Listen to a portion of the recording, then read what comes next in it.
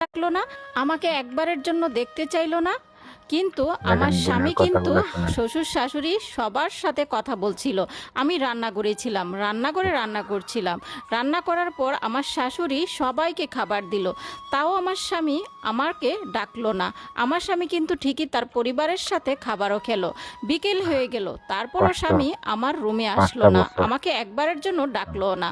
সন্ধ্যার পর আমি আমার ছেলেকে খাবার খাওয়িয়ে আমি আমার রুমে গিয়ে শুয়ে রইলাম। প্রায় রাত 1টার পর বাবা মার সাথে কথা শেষ করে সবার সাথে কথা বলে তারপর আমার রুমে আসলো। আমি নড়াচড়া না করে আগের মতোই শুয়েছিলাম।